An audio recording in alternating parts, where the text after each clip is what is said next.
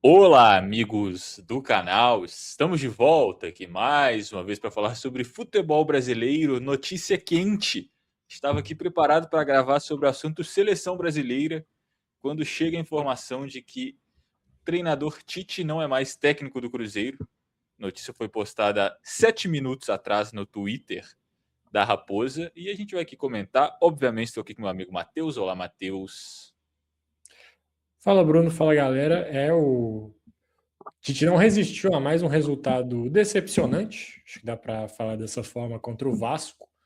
Um jogo onde o Cruzeiro, que tinha sido uma tônica de alguns outros jogos da equipe, saiu na frente, mas no segundo tempo o time parece que dá uma desligada, não volta tão atento, tomou a virada em 2 minutos, praticamente. O Vasco tem até um jogador expulso pouco tempo depois e o Cruzeiro não consegue vencer o jogo dentro do Mineirão. O Tite estava muito pressionado e não a diretoria do Cruzeiro decidiu não manter ele depois desse empate. Encerra aí uma passagem curta do Tite pelo Cruzeiro e acho que decepcionante é uma palavra que assim é dali para baixo que dá para definir esse trabalho dele no Cruzeiro. Exato, e decepcionante, porque eu acho que no começo nós apoiamos aqui, né? Quando a gente comentou sobre a contratação do Tite, eu disse pelo menos que era um nome que eu gostava por algumas razões. Primeiro, que foi uma contratação rápida para uma temporada que ia começar mais cedo, logo depois que o Leonardo Jardim cai. Eu disse que era um técnico que traria estabilidade e segurança para o Cruzeiro, que apesar de não ser o futebol mais bonito do mundo, garantiria resultados, e isso não aconteceu em nenhum momento, né? Eu acho que o trabalho do Tite, a não ser a estreia do time titular, que o Cruzeiro goleia o Uberlândia no Mineirão, em nenhum outro momento o trabalho do Tite passou a mínima segurança ou estabilidade para a torcida. São jogos muito ruins e resultados muito ruins, como você comentou. O jogo de hoje mostrou uma tônica que vinha acontecendo desde a goleada que o time sofreu para o Botafogo. O Cruzeiro começava bem na partida, muitas vezes abria o placar e depois o time dormia, o time recuava, não conseguia defender bem, não conseguia contra-atacar e acabava sofrendo gols, sofrendo viradas e perdendo o jogo. Outra crítica também que era feita era sobre a escalação do Tite, que a gente comentou também no nosso último vídeo aqui, dos vencedores e perdedores da rodada, que a gente falou que o Tite está escalando uma equipe com 4 volantes de origem. Tudo bem, o Gerson não é o primeiro volante, o Christian jogou como ponta na temporada passada, mas é um time que não tem velocidade, é um time que não tem drible, é um time que funciona de uma maneira muito específica e que não vinha acontecendo com frequência dentro dos jogos. De vez em quando, Matheus Pereira e Gerson se entendiam bem, criavam uma boa jogada, o Christian conseguia pisar na área, foi como o Cruzeiro fez o primeiro gol hoje, por exemplo. Mas assim, era um modelo de jogo que não vinha funcionando, não mostrava muitos sinais de melhora e o Tite persistiu para essa partida contra o Vasco também, né?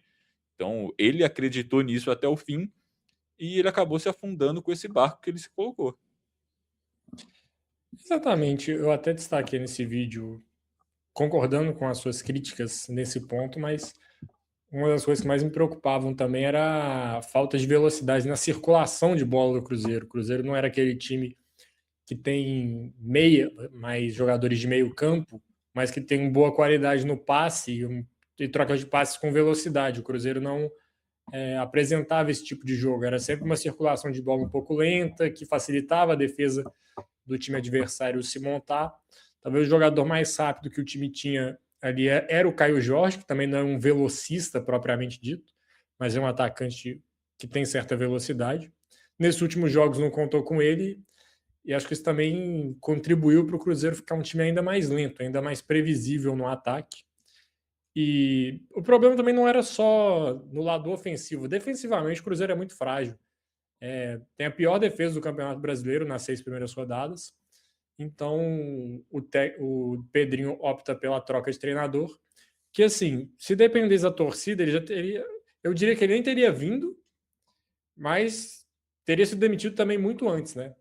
E quando chega num cenário em que o treinador está demitido pela torcida, que cria-se um clima quase que bélico entre treinador e torcida, é muito difícil o trabalho conseguir dar essa volta, nem o título mineiro conseguiu acalmar a situação, porque logo depois vieram 2 resultados decepcionantes, uma derrota para o Flamengo, que ali beleza, não é um resultado fora da curva, mas se esperava um pouco mais de futebol do Cruzeiro, talvez naquele jogo. O Flamengo também com um novo treinador, uma nova ideia. E hoje, contra o Vasco, poderia ter saído com a vitória. Assim como também poderia ter saído com a vitória contra o Curitiba, contra o Corinthians, mas esses pontos que ficam pelo caminho, o time fica na zona de rebaixamento, contribui para a demissão. E antes de você já trazer mais algum comentário, só passar aqui os números do Tite à frente do Cruzeiro. Foram 17 jogos, 8 vitórias, a maioria delas no Campeonato Mineiro. Senão, acho que todas foram no Campeonato Mineiro. No Brasileiro não ganhou nenhuma. No Brasileiro não ganhou nenhuma. 3 empates e 6 derrotas e sai com um título estadual. Esses são os números do Tite pelo Cruzeiro. Exato, né? E eu acho que, como você disse, o Cruzeiro sofreu gol em todas as rodadas do Campeonato Brasileiro até aqui. E é muito difícil você ganhar um jogo quando seu time sofre 1 ou 2 gols toda rodada, né? Eu acho que o Cruzeiro sofreu 2 gols toda rodada. Porque, deixa eu ver, sofreu pro Flamengo, sofreu pro Vasco. O Corinthians O não. Corinthians não. O Corinthians sofreu só 1. Mas todos os outros jogos o Cruzeiro sofreu pelo menos 2 gols. Então, assim, é muito difícil.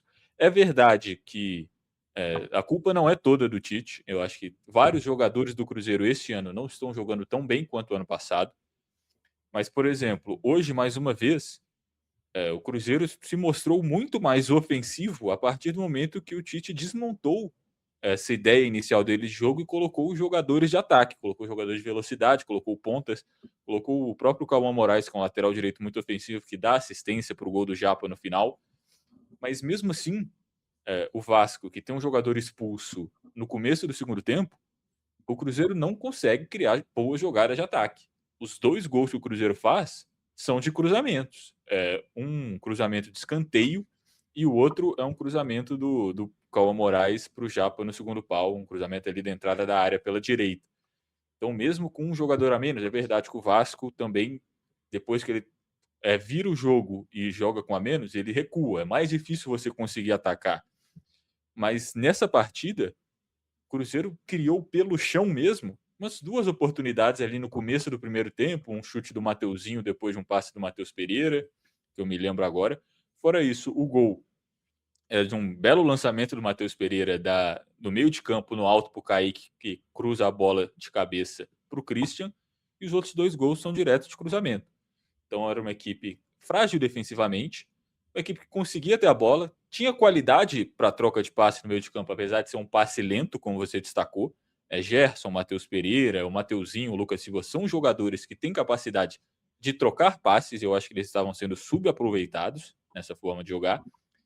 E é um time que dependia muito de cruzamento e que não tinha jogadores, muitas vezes, para fazer esses cruzamentos. Porque é um time que não jogava com ponta.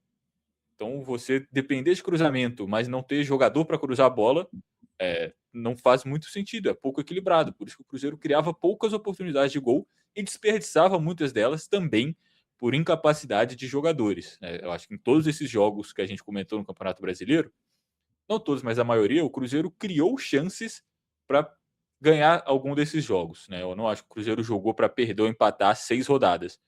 Mas por incapacidade também de jogadores, o Cruzeiro não ganhou. E o esquema também não contribuía. Eu acho que o trabalho do Tite é o que a gente disse. Foi o pior da história? Não foi. Mas ele não ajudava os jogadores que não viviam o melhor momento. Eu acho que foi um casamento perfeito para o desastre e a demissão é merecida. E agora que a demissão veio, e talvez até um pouco tarde, mais tarde do que muita gente gostaria, eu queria saber de você, Matheus, se você já terminou de falar do Tite, quem que você acha que vem aí para o comando técnico do Cruzeiro? Só um comentário antes de entrar no futuro. O time do Cruzeiro também sofria muito na parte física, né? Era um time que vinha derretendo ao longo dos jogos. Tinha visto um dado, até não pesquisei a veracidade, mas vou parte de que quem postou estava correto, de que se os jogos do Cruzeiro terminassem com 30 minutos, o Cruzeiro estaria no G4. Se terminassem com 60 minutos, o Cruzeiro estaria no meio da tabela. E como os jogos duram 90 minutos, o Cruzeiro está na zona de rebaixamento. Então era um time que tinha dificuldade de ser bom durante o jogo inteiro. Acho que isso também contribuiu para o trabalho do Tite chegar ao fim. Só Mas você falou da parte física, me lembrou de uma coisa também, que o Cruzeiro tem sofrido com lesões.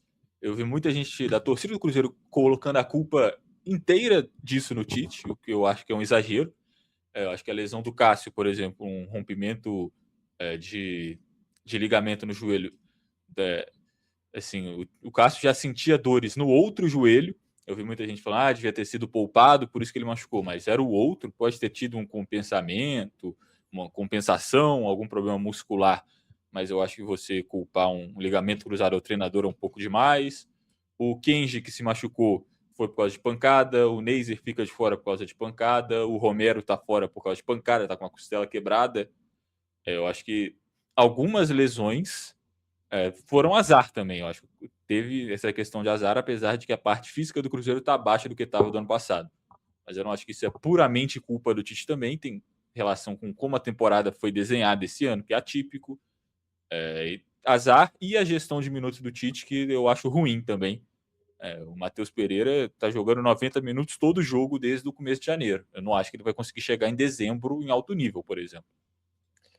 exato. Mas agora falando um pouco sobre as opções que a gente tem no mercado, a gente tem um nome muito óbvio e outro que aparece ali como um plano B muito destacado.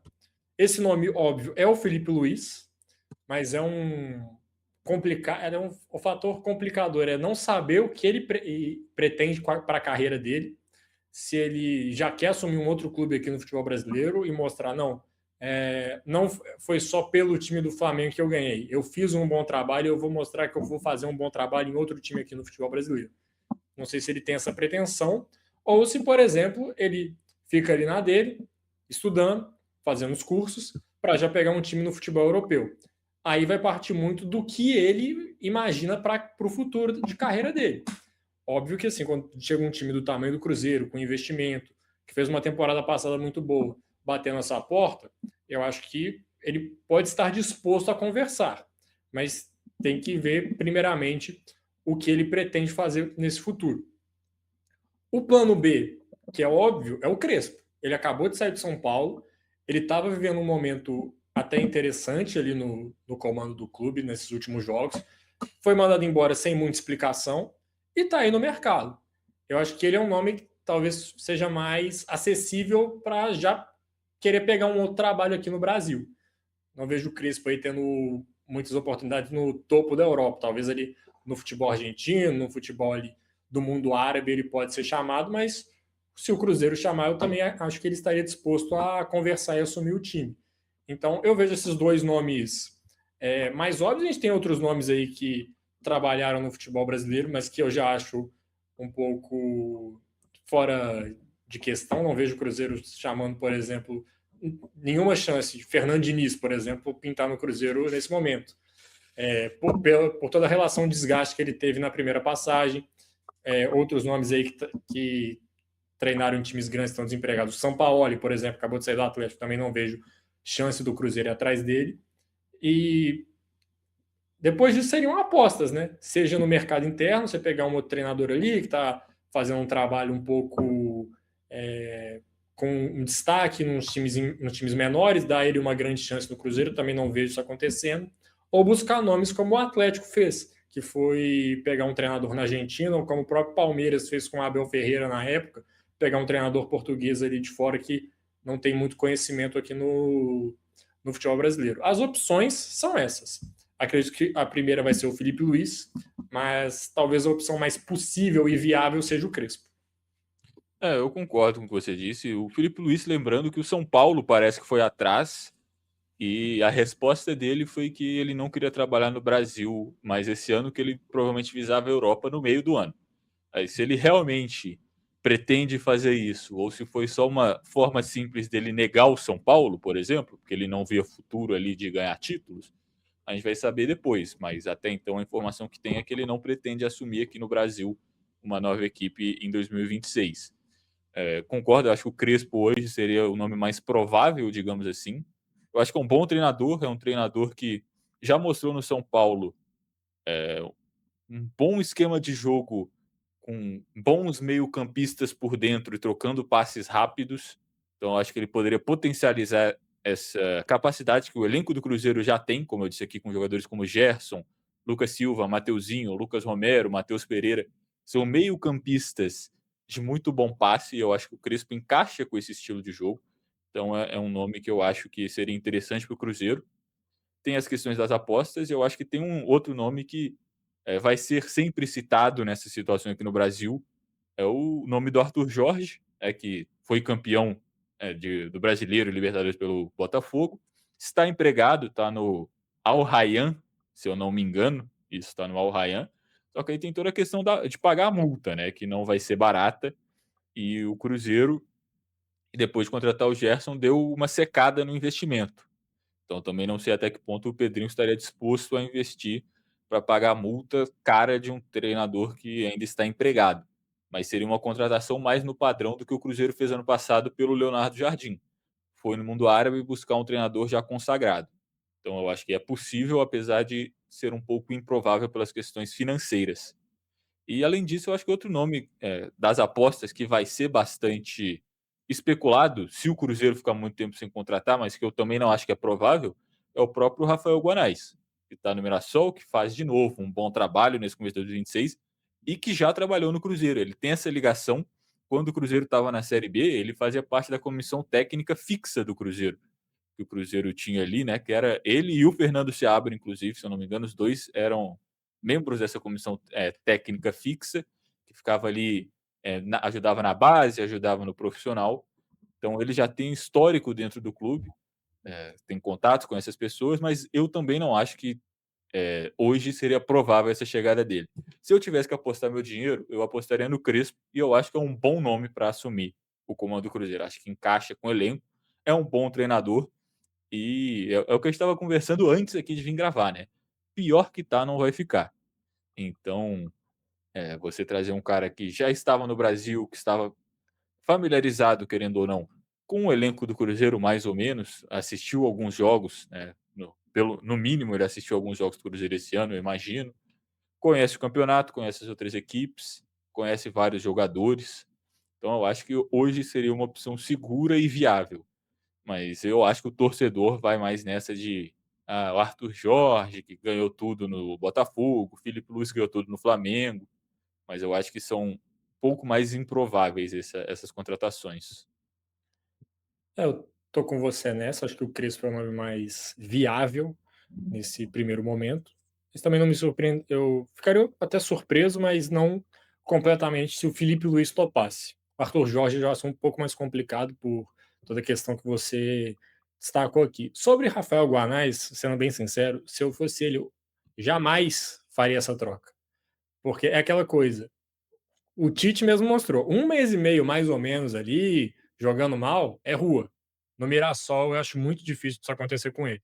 Acho que ele já tem ali um certo respaldo, uma estrutura por trás.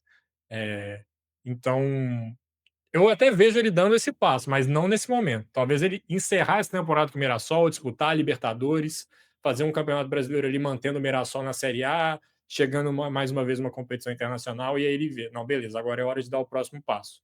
Ele não tem por que tentar dar esse passo maior que a perna dele hoje ainda.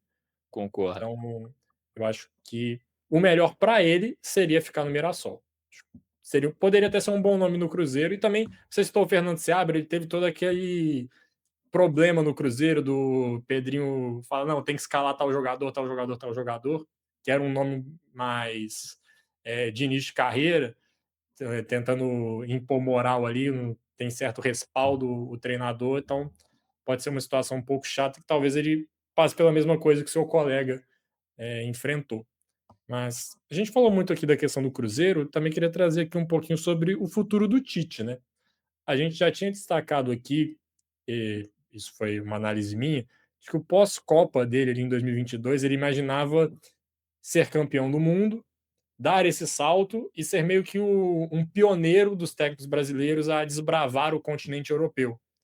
No final das contas, deu tudo errado. O Brasil perdeu a Copa, ele não recebeu nenhuma oferta e teve que se contentar com voltar aonde ele estava antes de ir para a seleção, que era o futebol brasileiro. Faz um trabalho no Flamengo, que em números ele pode não ter sido ruim, mas em desempenho foi muito abaixo do que era imaginado. e um trabalho no Cruzeiro fraco também. Você acha que pode ter sido um fim da linha para o Tite aí, né, nos trabalhos, ou você ainda vê outros times, eh, com investimento, com possibilidade real de disputar os grandes títulos, chamando ele mais uma vez? Ah, eu acho que oportunidades vão aparecer.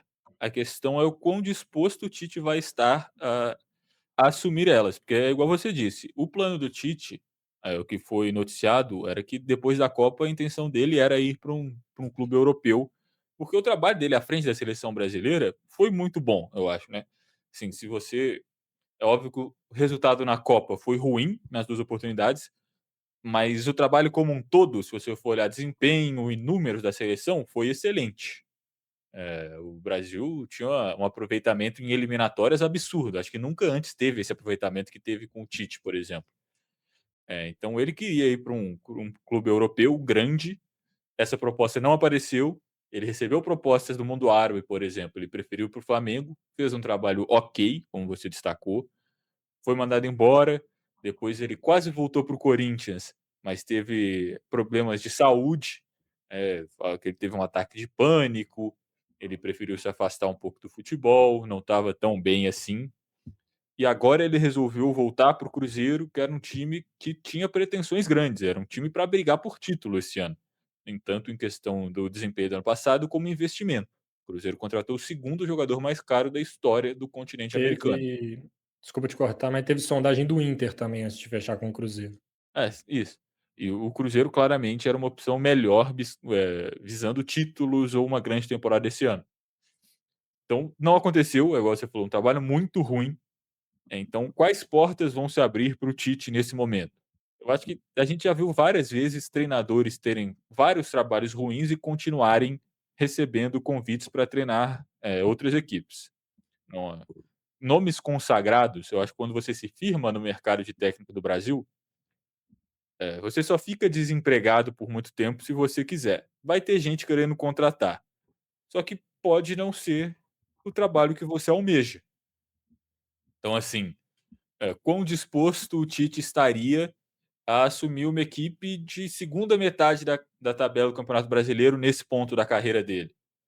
Porque o Tite hoje em dia, eu acredito que ele, financeiramente ele já deve estar estabelecido, depois de 6 anos de seleção brasileira, Flamengo, Cruzeiro e, sei lá, 30 anos de carreira aí no alto nível do futebol brasileiro. Então, eh, também é noticiado, por exemplo, que o Tite tem cada vez mais, deixado o filho dele assumir questões, preparando meio que para dar essa passagem de bastão para colocar o filho dele como um treinador também no futebol brasileiro. Então, quão disposto o Tite ainda está de correr atrás e de treinar uma equipe que não tem grandes pretensões no ano, que o objetivo é não cair. É que o Tite vai querer assumir um time desse? Uma equipe fora de um grande centro, por exemplo, o Tite vai querer? Um time do mundo árabe, o Tite vai querer agora ir para lá? Então eu acho que oportunidades vão aparecer, mas para um cara que 4 anos atrás almejava grandes do futebol europeu, eu não sei o quão disposto ele está a baixar tanto as expectativas dele. Mas se ele conseguir fazer isso, ele vai continuar tendo mercado e tendo trabalhos aqui no futebol brasileiro ou no futebol árabe. Mas é igual eu disse, acho que todas as notícias indicam que o Tite já está pensando mais numa aposentadoria. Então não sei também até que ponto um trabalho ruim faça ele querer tentar mais uma vez para não ficar essa imagem feia de: "Ah, não ganhou nenhum jogo no futebol brasileiro, no Campeonato Brasileiro e vai aposentar". Um treinador grande como é o Tite, campeão de Libertadores, campeão mundial, campeão de mundial, campeão de Copa América, treinador que treinou a seleção brasileira e tem números excelentes. Ele vai querer que a última imagem dele na carreira seja essa? Então eu acho que tem várias coisas a se especular, mas eu acho que no final das contas é isso. Oportunidades vão aparecer. Tem que ver quão disposto o Tite vai estar para abraçar algo que é bem abaixo do que ele esperava há pouco tempo atrás. Ó, vou falar 4 times que eu vejo indo atrás do Tite esse ano. Um deles eu vou deixar ele por último, que eu acho mais improvável, mas o Inter, que foi atrás dele no começo do ano, o Pesolano tá balançando, se eles não tiverem orgulho, podem ir atrás dele de novo. O Santos, o Vojvoda ele também não é uma unanimidade, eu acho que pode pintar ali, caso venha uma troca, uma proposta. O Botafogo também, o Anselmi ali também não tá fazendo um bom trabalho. E o Corinthians, se o Dorival for mandado embora, eu não duvido nada do Corinthians ir atrás dele de novo. Então, só para ficar aí, time grande, times grandes que eu vejo indo atrás do Tite ainda esse ano, podendo acontecer. Então, Desses mercado ele tem. Se ele vai topar alguma dessas propostas, caso aconteça, aí já é outros 500. desses eu acho que o Botafogo talvez seja o menos provável, porque o Botafogo tem gostado de dar umas apostas de como técnico. O Cruzeiro também, diga-se. O Cruzeiro tem ido em vários treinadores jovens aí nos últimos anos. Mas assim, eu acho que Santos é bem provável. O Santos que teve o filho dele, né? Ano passado. Queria ele e contratou a comissão técnica. Então, talvez, não sei se isso impediria esse novo contato, né? Porque a comissão técnica do Tite não saiu muito benquista lá de Santos. Então, E seria um hat-trick também, né? Terceiro time que o Gabigol vai, o Tite ia atrás dele. tem essa questão também, né? O Gabigol, tudo bem que ainda está emprestado pelo Cruzeiro, né? Mas também acho que ele consiga mover alguns pauzinhos lá para isso não acontecer. Então, eu acho que Inter e Corinthians, hoje, se eu tivesse que fazer uma aposta, seriam treinadores que o Tite pode aparecer até o final do ano, se ele quiser, assim como se eu tivesse que apostar o treinador do Cruzeiro, eu apostaria em Hernan Crespo. Tá aí, acho que a gente comentou tudo sobre o trabalho do Tite, sobre o futuro do Cruzeiro, o futuro do próprio Tite. Quer comentar mais alguma coisa ou já podemos encerrar por aqui? Não, acho que podemos encerrar, até para o vídeo não ficar muito longo, acho que a gente comentou tudo aí que tinha para falar sobre o assunto. Exato. A gente agradece você que chegou até aqui. A gente pede para você deixar o seu like no vídeo, comentar aqui embaixo o que você achou do trabalho do Tite, se você quer ele pintando no seu clube nessa temporada, se você está insatisfeito com o seu treinador, se você acha uma boa opção, se você não quer ver nem pintado de ouro. Se você, torcedor do Cruzeiro, ficou feliz com a demissão, se você. Qual o seu nome favorito para assumir o seu time? Compartilhe esse vídeo com aquele amigo cruzeirense, atleticano, para ele rir da cara do cruzeirense aqui também. Tá mal, tá numa fase ruim. Com todos os torcedores do Brasil, com aqueles que não têm time nenhum também. Se inscreva no canal, caso ainda não seja inscrito. Valeu, galera, e até o próximo vídeo. Falou! E só mais um recado: vídeo de seleção saindo hoje ou no máximo amanhã, comentando a convocação do Ancelotti. Exato.